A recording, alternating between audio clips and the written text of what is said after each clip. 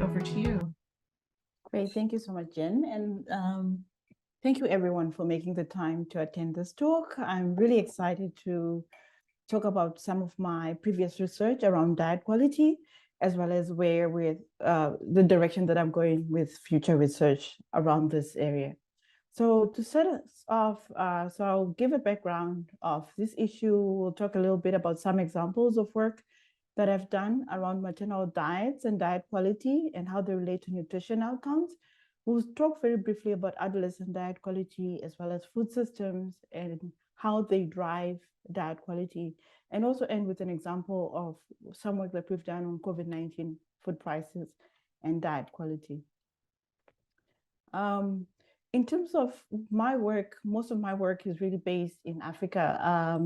And so in Africa, what we are worried about currently is what we are now calling the triple burden of malnutrition, which is really a situation where we have both the undernutrition and what we previously used to call overnutrition. So we know that, for example, about 61 million children on the African continent are stunted, meaning they're too short for their age. And this is like nutrition and health implications. We also know that about 12 million children are wasted, meaning they're too thin for their height. And this has immense implications for mortality and morbidity for children.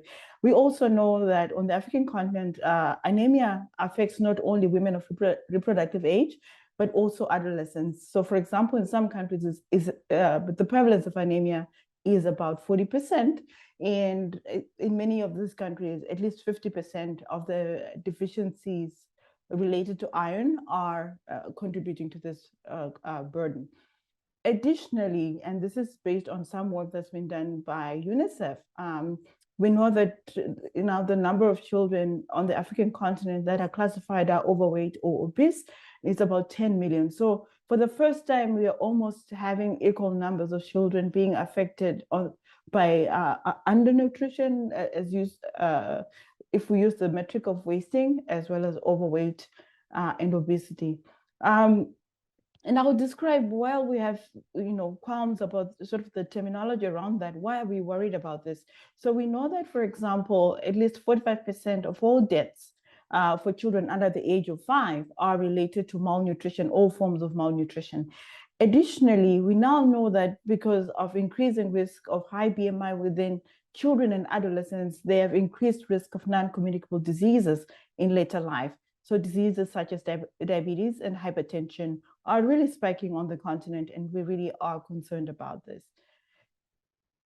In terms of some of the factors that we think are playing a key role in this triple burden of malnutrition, for example, we know that in many countries in sub-Saharan Africa, in South Asia and so forth, as well as in parts of Latin America, that women particularly and children are unable to access diverse diets that have fruits and vegetables, but also within some communities, also access to animal products, which we are consuming here in the US in excess, but in other countries, these are being, people are not consuming enough red meat, for example, to meet the iron requirements. So really, it's like two ends of extremes. And what we are also observing across many countries is really this nutrition and dietary transition, and it's occurring all across many countries of the world, where we see a move from traditional diets towards, diets that are processed, refined, fast foods, and also increasing consumption of animal source foods within certain populations. Now, when we think about what is at the core of this, particularly in sub-Saharan Africa, we are starting really to piece together the pieces of the puzzle, and we think suboptimal food systems, just like here, are a critical piece of this problem.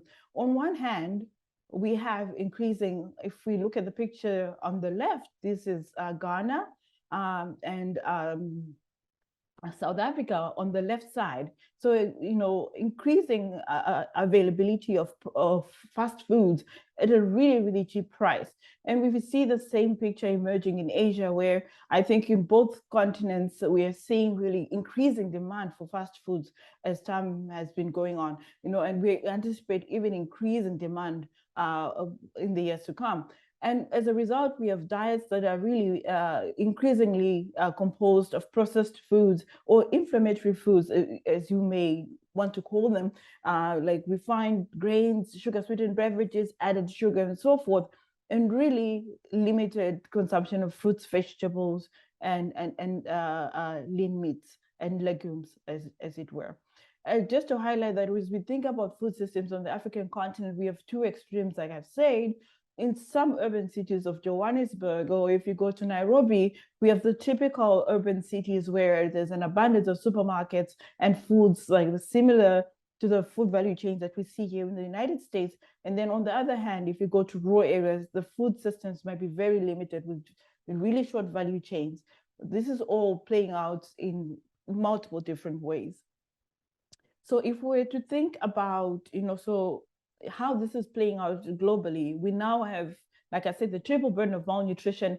If I point out sort of like the countries that are shaded in orange and black, so these are countries where we have a problem with high BMI, a problem with iron deficiency resulting in anemia, but also a problem in child growth with stunting in children being too short for their age.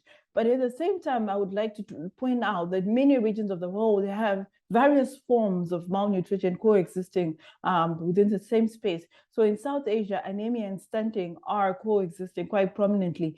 And on the African continent, it depends which part of the African continent you're in. Like the central part of Africa, it's mostly anemia and stunting, but North Africa and Southern Africa is now all three forms.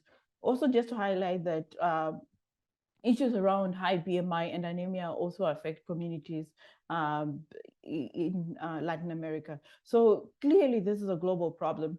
Another problem that I wanted to highlight before we really go into our discussion is really, if we look even on calorie level, the prevalence of undernourishment as measured by calories has actually been starting to increase again right before COVID. So this is a global report produced every year, the state of food insecurity, and it compares regions of the world. As you can see globally, by 2005, it was about 795 million. It started to decline. Then something starts to happen around 2019 where we start to have an uptick, and COVID just made this worse.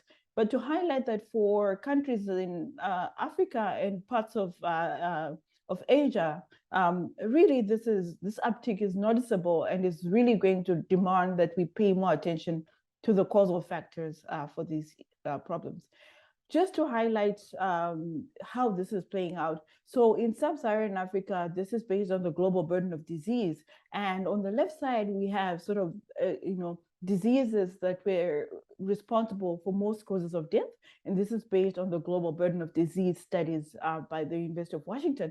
And then we're comparing that to 2019. So cardiovascular diseases have been a major cause of mortality, particularly in older population groups. But what we see is cancers, we're number 5 and now number 3. And we also see that diabetes was number 9, but now is number 6. So really increasing prominence of NCDs on the African continent. But also based on work that we've recently done, very limited studies are tracking why and how diets can play a critical role.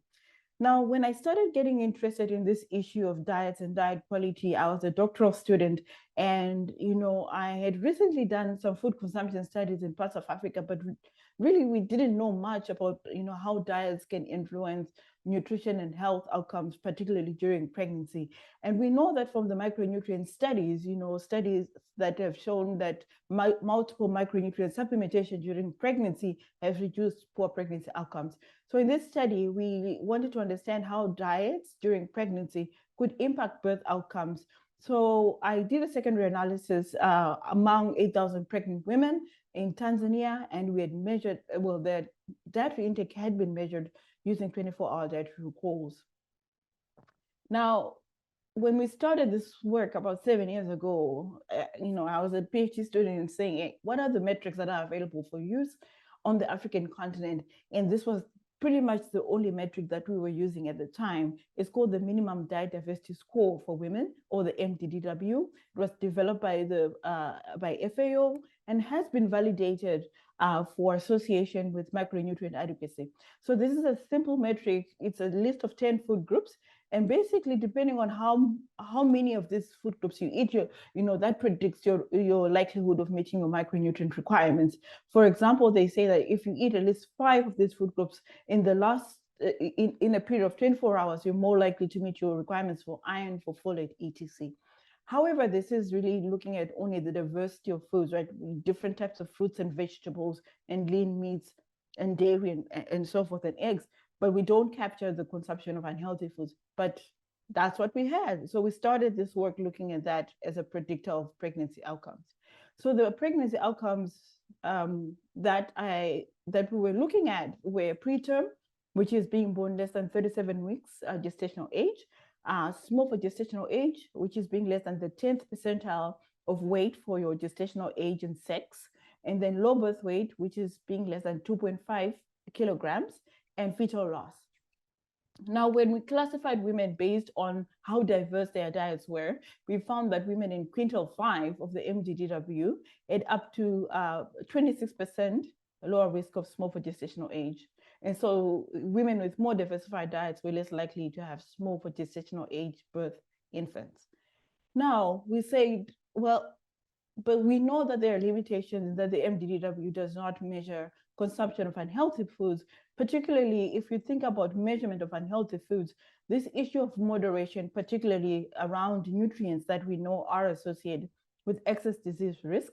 So sodium, for example, added sugar, saturated fat, we know have these three, for example, have been associated with a number of diseases such as cardiovascular disease. So really, we wanted to bring in this aspect of moderation when we think about diet quality, but also balance on the energy yielding macronutrients. But at the time, really, there were no tools available in low and middle income country settings. While in the US, we have tools such as the Healthy Eating Index and the Alternative Healthy Eating Index. We were just starting to think about this globally. And many of these tools had not been validated across multiple age ranges. So we started off with a tool that had been developed here in the United States called the Prime Diet Quality Score. We say, hey, let's see if this is different. Does this work as well as the simplified tool, or is it worse off? And so really the PDQS classifies foods as healthy based on research, of course. It includes a variety of fruits and vegetables. So you see other fruits, other vegetables, lean meats such as poultry and fish, and also low-fat dairy, whole grains, etc. And really limits the consumption of, penalizes the consumption of unhealthy foods such as red meat, if particularly trying to moderate their intake, and also processed meats, among other things, refined grains, sugar sweetened beverages. And the scoring is really this in this way. For the healthy food groups, if, for example, if a woman had 4 or more servings per week of a healthy food group, they got 2 points. And if they had 1 serving or none over the last week, they got no points. And the scoring is reversed for unhealthy foods. And at the end of the day, you sum up their score across all the different foods that they consumed on average over the week. And then the evidence for the PDQS was really that it was associated with lower risk of cardiovascular disease, as well as diabetes and hypertension in pregnancy.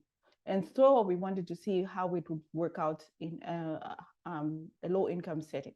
And so when we looked at it within the context of urban Tanzania in Dar es Salaam, where our study was, we found that women in quintile 5 of the PDQS had up to 45% lower risk of preterm births.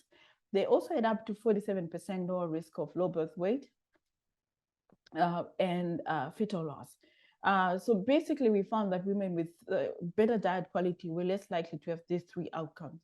And so for us, this was like an eye-opener, and we started to realize that in addition to just thinking about the diversity of foods that are consumed during pregnancy, we should also think about the quality of foods as they may be important risk factors for poor birth outcomes. We were also worried because now we see this link from the birth in utero exposures and how they can play out in later life, because we know that low birth weight and SGA are important predictors of child underweight, stunting, and wasting in later life. In another study, we also looked at maternal diets and risk of underweight in infancy, and we found a significant association between the diversity of diets that women consumed and risk of underweight, but we found no association with stunting and wasting. So we think this is still an open area for research that has implications for future research, um, particularly on the African continent. And I just also want to briefly mention that the problem of diet quality is not just with it in relation to women or young children, but also for adolescents. And so we wanted in this study that was just recently published to also think about, the quality of diets that were consumed by adolescents. And so in this study, which was done in 4 countries, in Burkina Faso, in Ethiopia, Sudan, in Tanzania, uh, we had recruited about 4,600 school-going adolescents. And this was part of the Arise Network, so a group of public health institutions on the African continent. When we looked at the nutritional profile of adolescent girls, which is the figure on the left, and adolescent boys on the right, and we classified them using BMI for age and sex, the blue signifies underweight, the gray signifies overweight, and the yellow signifies or obesity within adolescents. And what we found in adolescent girls with that overweight and obesity was greater than 13% in 3 countries, that is Tanzania, Sudan, and Burkina Faso, which was surprising for us because we didn't anticipate to find more than 10% of the adolescents within this category. And we found that underweight was greater than 13% in Sudan and Ethiopia. So really the coexistence of these two issues is really starting to emerge. And in adolescent boys, we found that overweight and obesity was greater than 10% in 2 countries. So less of a problem in boys, but then we found that underweight was greater than 18% in Sudan and Ethiopia. Also really surprised us because adolescent boys do not get a lot of attention within the nutrition sphere. We tend to think that they're okay, and we sort of leave them out of studies. We also wanted to understand, what adolescents were consuming. We actually measured the PDQS for them, but I'll just highlight some key foods or food groups that I think are interesting to look into. So we looked at consumption of fruits and vegetables by adolescents, and this is like on a weekly basis, how many times have you consumed, or on how many days have you consumed fruits and vegetables. And we found that this is, so the maximum, this line here is at least 3 days, right? More than 3 days. And we found that for many fruits and vegetable groups, adolescents were consuming this less than 3 days on average in a week. And this is also a cause for concern, particularly for nutrient-rich vegetables such as dark green vegetables that are high in vitamin A. And then when we looked at the unhealthy foods, right, that are often eaten away from home with the same lens, really, on how many days in the previous week have you consumed this? We find that consumption for the unhealthy foods is somewhat similar to the consumption patterns for the healthy foods, but particularly we see that refined grains and baked foods tend to be consumed across all countries, almost like at a higher rate than even some of the fruits and vegetables. But we also see that there are differences by country, particularly for Sudan, Tanzania in the yellow, and Sudan in the gray, certainly higher consumption of some of the unhealthy foods. And so we think that issues of diet quality for adolescents should be issues that we are concerned about or are considering.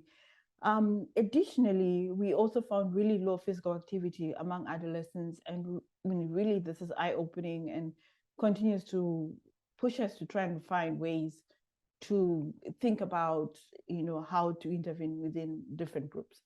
Now, as far as some of the work that I'm currently doing in this area and future research, so currently we're working on meta-analysis looking at diet quality and how it relates to non-communicable diseases in Africa, and also how it relates to pregnancy-related risk factors for non-communicable diseases. And my hope and wish is to over time also participate in prospective studies linking diets and NCDs, because a lot of the diets a lot of the studies on the African continent are cross-sectional, or a lot of the evidence is not prospective, based on prospective study, but also issues around validation of metrics. I'm glad to say that since the time I started my PhD, now there's several metrics that have come up, but many of them have not been validated. And so this is really work that continues. I also want to pivot at this point to, so we started first of all by talking about how poor diets impact nutrition and health outcomes. But I'm also interested in understanding what are some of the things, or are some of the issues that are leading to poor quality diets and their consumption. And so particularly if we think about one of the critical problems, this is a global problem, really the cost of healthy diets. So on average, a study by Anna Herford and group say that at least the cost per person per day is about $3.75. If you're a household of four, multiply that by four. It means that a significant proportion of the population across the world really cannot afford healthy diets. And we know that at least 57% in sub-Saharan Africa and Southern Asia cannot afford a healthy diet. So this is an area of critical interest. But then, when we think about healthy diets, and our food systems are a critical piece of that. So with food systems, if we think about the whole process from farm to fork, right, from food supply chains, production, distribution, processing, marketing, and the food environment, food deserts, distance to markets, affordability, advertising, and how they influence consumer behaviors, and also what we desire as consumers, right? And which ultimately drives our diets and our nutrition and health outcomes. This is a complicated process, right? It's a complicated web of decision making, and also things that are outside of our control. But at the same time, we can start to think about climate change as impacting particularly the food supply chain and the food environments, as well as issues around cultures and tradition and urbanization and so forth. So food systems are complex, but we think that they're a critical piece of trying to address this problem.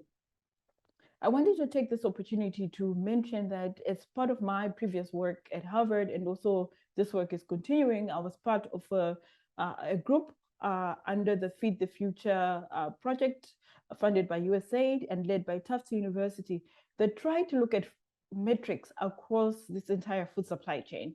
So this was a really painful process because, you can imagine how many metrics are there. But, I think there's a realization that we cannot change food systems without understanding or measuring them. And so this work, which is now available on this website, it might be of interest for people that are interested in global food systems and seeing what is available in terms of metrics for assessing food systems. And we are also publishing a paper on this in the near future.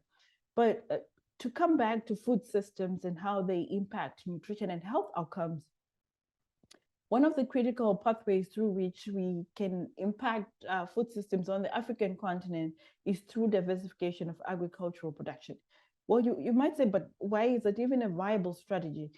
So we know that particularly there are African countries where at least 60% of the population derives their income from agriculture or agriculture-related activities. It's a major source of livelihood. So diversification for those that are actively farming, diversification of crops or livestock can be an important strategy to improve what they consume. If we think about the consumption pathway, but also it could be a source of income where they sell the foods and the livestock that they produce, both the food crops and the cash crops, and that income is used to purchase healthy foods. But we know that there are only small positive associations based on previous studies between production diversity and maternal diet diversity. But we had not looked at the role of production diversity on overall diet quality, particularly in a rural context. So we conducted a study within the context of a homestead food production intervention. So homestead food production is really like when families produce fruits and vegetables and other foods within, on their own land. And we provided through this project vegetable seed and training and behavior change communication. And so this analysis is based on a sample of more than 800 women that were part of this project. We developed metrics for food crop diversity, metrics for market food diversity, looking how diverse the production was at the farm level and at the market level. But we also measured distance to market for each household, um, and use that in this analysis. So in this case, we wanted to understand how different, aspects of uh, food systems or agriculture production would impact diet quality for women. We found that growing an additional food crop was associated with only a 0.47 increase in the prime diet quality score. So really marginal increase in diet quality. However, what we also found was that when women were participating in wage or salary employment, this was associated with almost a 1 unit increase in the diet quality score. We also found that distance to market was negatively associated with diet quality, meaning that if you lived further away from markets, you were less likely to have good diet quality. Now, when we stratified by the median distance to market, which was about 1 kilometer, we found that for those households that were living really closer to markets, women's diet quality benefited a little bit more from diversification of production. The estimate was about 0.67 compared to about 0.40 for those that lived a little bit further away from markets. So really making this far more complicated than we thought. But also building upon this work, in the last few weeks, we've just had this paper accepted, which is part of that project. But really, we wanted to understand women's participation in decision making in agriculture. So we measured women's participation in agriculture using questions that are derived from what is called the WEA, Women's Empowerment in Agriculture Index. So we asked women about their participation in several activities, such as food crop farming, non-farm economic activities, whether they were employed or they were receiving an income. So we found that, for example, when women were participating in non-farm activities and wage or salaried employment, that they had, like this benefited their diet quality. We also found that for some of the other things, just participation was not enough. But if women said they made a decision regarding, let's say, food crop farming, then this was associated with their diet quality. If they made a decision around livestock raising, this was associated with their diet quality. So really, showing that participation is not enough, but also decision making. But then we also went further and we said, is there like a certain minimum level of decision making that is required to have impact? And so we derived a binary outcome, a binary variable of yes, no, if a woman provided at least input into some, most, or all decisions regarding a certain activity, for example, food crop farming.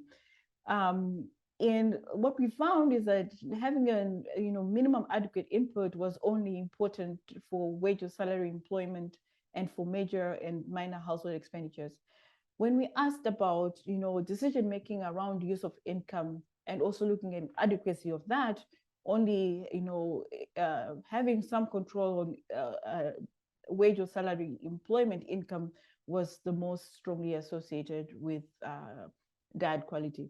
And so really from this, what we learned is really just the importance of, as we think about how in rural communities in Africa, how to advance women's diets and diet quality, the importance of considering market access, distance to markets, and the quality of foods that are sold in markets. Also, access of women to off-farm income was a major influence.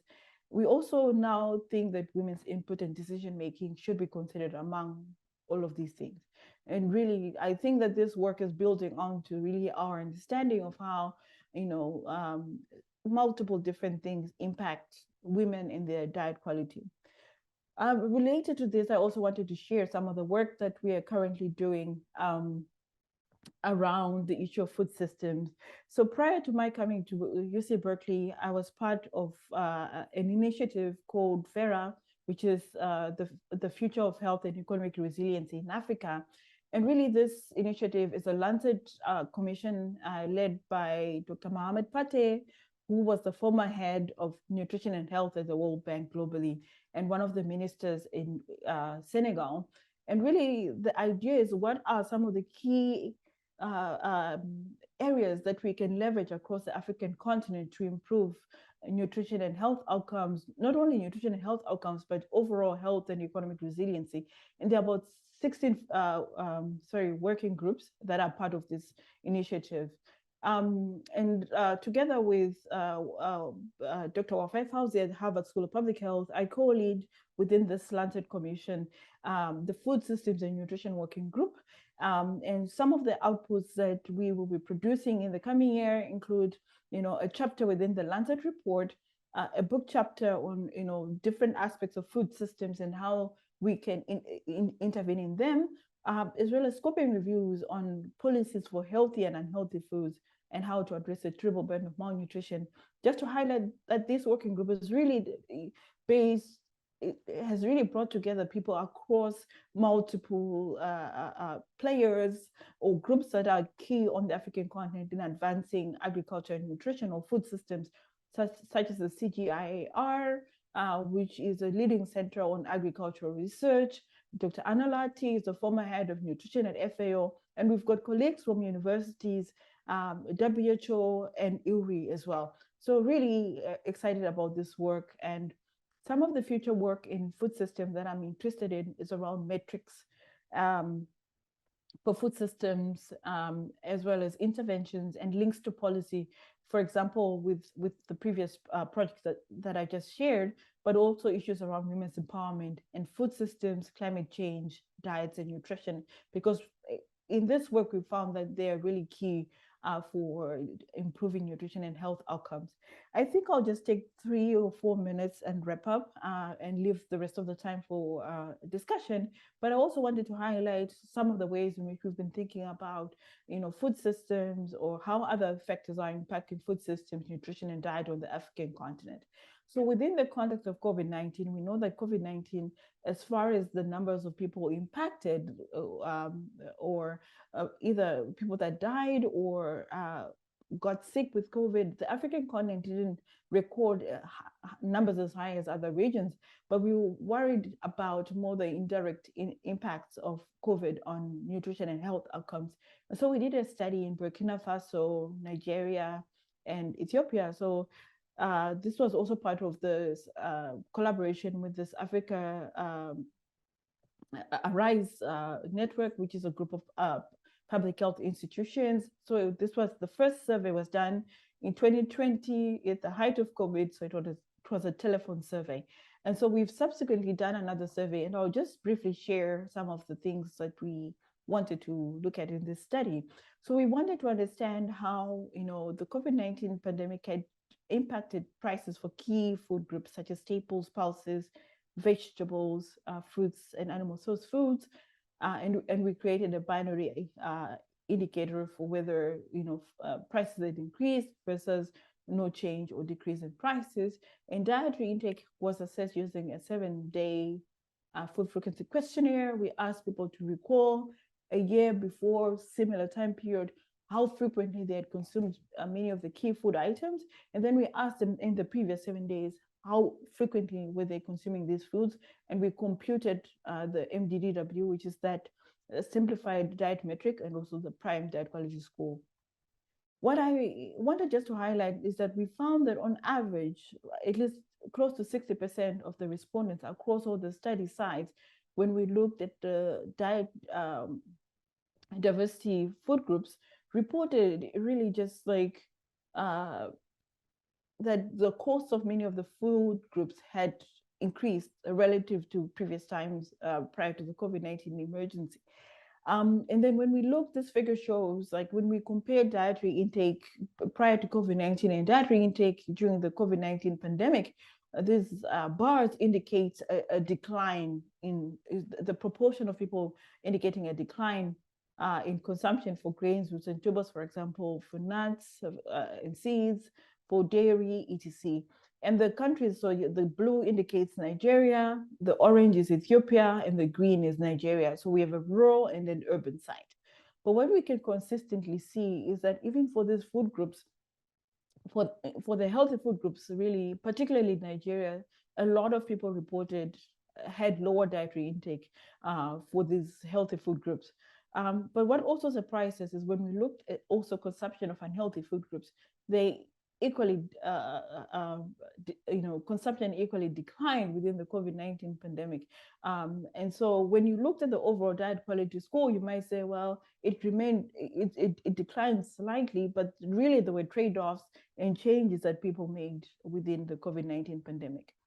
Now, I just wanted to highlight that when we looked at associations between vegetable prices, staple prices, pulse prices, fruits, vegetables, and animal source prices, and how they were related to just the diversity of foods that were being consumed by members of the household, we found that higher vegetable prices were associated actually with higher diet diversity score, which surprised us. And then we found that higher pulse prices were associated with lower diet diversity score, which we anticipated. I'm happy to speak about this in the discussion session, but really this was interesting for us. And then we did a follow-up study, and this study was just recently published. Published. And in this figure, we are showing declines. So the comparator is the time before the COVID-19 pandemic. We're looking at consumption in 2000, in 2020 and in 2021. And you can see that for some of the major food groups, for this figure, we're showing the food groups that are part of the overall diet quality metric.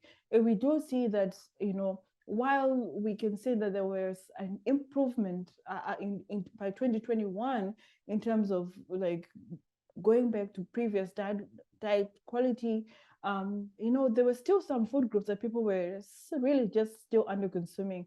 So in this case, dark green vegetables, nuts and seeds, as well as liquid vegetable oils. But we also see that some foods had started to increase back to normal, like consumption of whole grains and consumption of sugar-sweetened beverages. So some of the key findings from this, just to highlight the round 2 findings and how they differ from the round 1 findings, that we've really found that higher food prices had persisted into 2021. And I think we still think to this day, a lot of countries have not really recalibrated their prices.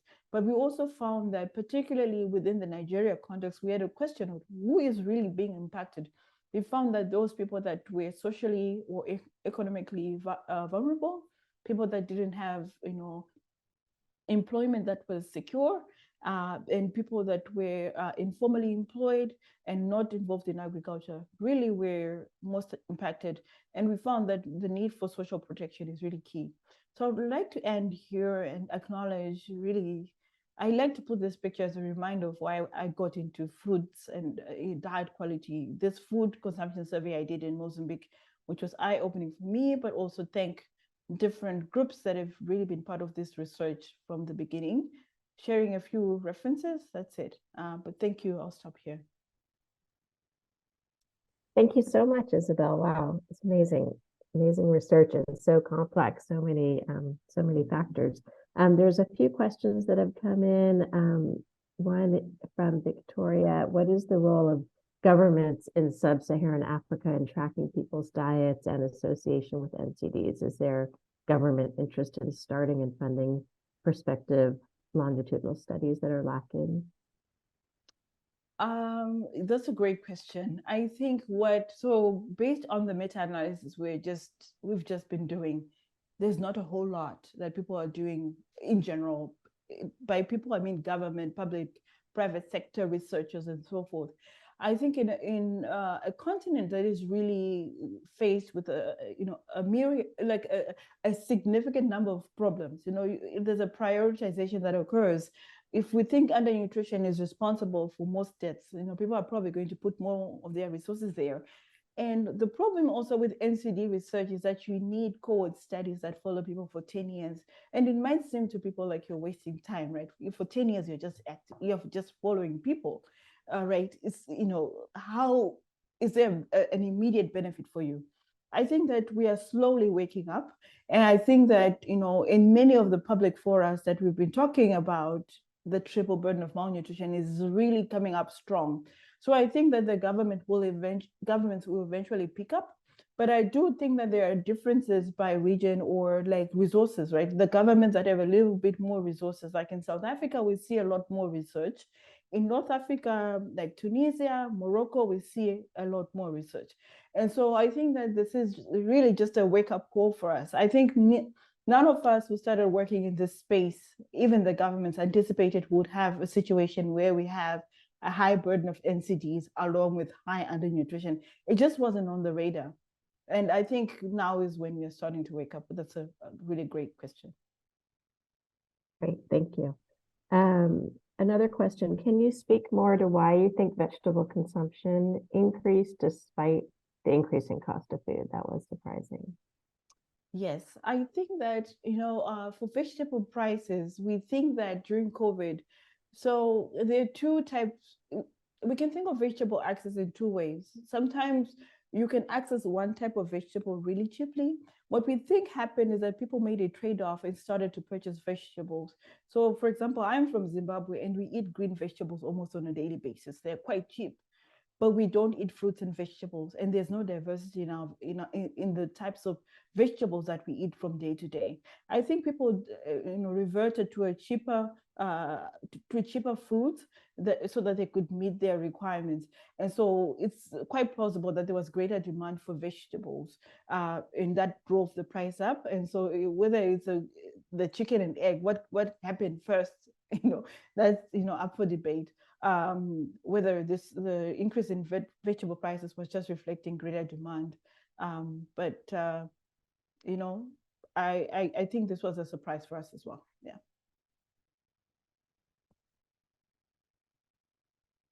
Layla had a couple of questions. One, she was curious about the recall, like how people remember, if you're asking them over a long period of time, how well they remember what they've eaten, which I'm always interested in that too. And then her other question, let me just find it again. What initiatives do you think would be most helpful to address the concerns you've documented? I think in terms of recall, we worry about this quite a bit, right? So we have the problem that, particularly when we're thinking about, for example, non-communicable diseases, or the time that you have per a telephone survey. Personally, I have an inclination to want to do 24-hour recalls because I feel like it's easier for people to recall what they ate yesterday. And some of us cannot even remember what we ate yesterday. But based on sort of like necessity, and I also think that, the food frequency questionnaire can be a good tool if it's validated.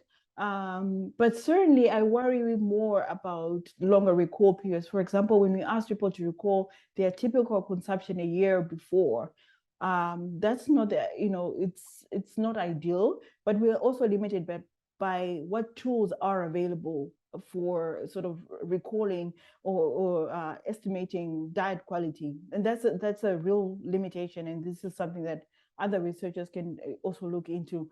In terms of what initiatives one can think of, I do think that for us, the focus on food systems and really addressing the issues at the core is really key.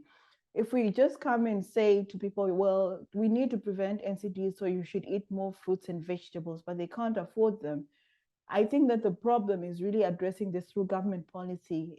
Most African governments support staples like corn or maize or rice, just like the US government supports corn or subsidizes it. But rarely do you find government subsidizing fruits and vegetables or nutrient-rich foods. I think there needs to be a shift in that dimension to really, like at the policy level, support production of healthy foods so that over time, the cost for healthy foods can be lower. I mean, that's, we talk about it, it's not an easy thing to do. But I also think that in the interim, there are certain things that we can do differently. For example, we're talking about diet quality during pregnancy. Currently, prenatal counseling just says eat more food. Eat, like when you're providing counseling for women during pregnancy, we tend to say eat more fruits, eat more vegetables, eat more, eat for two. But if I'm already dealing with high BMI, or if I'm also consuming foods that we know are problematic, processed foods, refined grains, and so forth.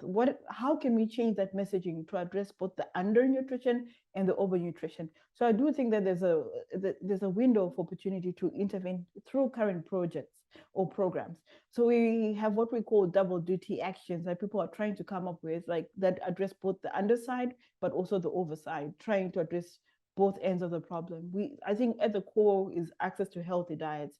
How we get there could be through projects or programs that sort of like provide, let's say, coupons for people to access, fruits and vegetables more cheaply. It could be through behavior change communication. I think, the private sector is far much better than nutritionists at promoting healthy diets, but also dealing with the environment. We are giving a message to people to eat healthy, but the environment around them is not providing this. So I think that there are multiple ways that we can intervene, but these were also really good questions. Yeah. Great, thank you. And Coco had a question about, given your focus on food systems, how would you assess the impact of the Russian-Ukrainian conflict in the forces you're describing in your work? So this is also a great question, Coco. And this is apparently, we thought, we're so far away from Russia and Ukraine. Why should the war in Russia and Ukraine really bother us? But what we really found is really just food prices were hit by COVID-19. They started to, we started to recover, economies started to recover, and then the Ukraine war happened, and then food prices also went up. So in many African countries, currently, food prices are still higher than normal. Because of, a lot of them import grain, apparently from either Russia or Ukraine. I might not be sure about the source, but that is disrupted, and now we are such an intermingled, global community that, what we do in the United States or in Europe has implications in other parts of the world. And so really it has had an impact. And other studies have signaled that. Yeah. Yeah, thank you. And Ndola has a really interesting comment as well on food recall. Interesting that we cannot remember what we ate yesterday. This could be a function of the variety of foods we have on a daily basis. However, in poorer settings, we do remember, as the daily variety does not change much. For example, I remember clearly what I ate every day during the Civil War time in Angola, but I can't tell you what I ate last week. That's a great point that Dola makes, right? One of the things that really surprised me when I did 24-hour dietary recalls, that literally in some households, someone would have eaten 5 foods. That's easier to remember. Like, it's sad, right? That you only ate 5 foods, then that's easier to remember. But then you also went into a household where they had a list of like 20 different foods that someone ate, and then it was harder for them to remember the quantities, because we are not only recalling what foods, but we're also trying to quantify. So we do realize that a lot of the approaches that we use in nutritional epidemiology come with measurement error. But I do think that even with that recall bias and errors, we're able to rank people. So if we assume that on average, people are making the same mistakes in recalling their intake, we can, rank people on those who have, better quality diets and lower quality diets, even with that measurement error.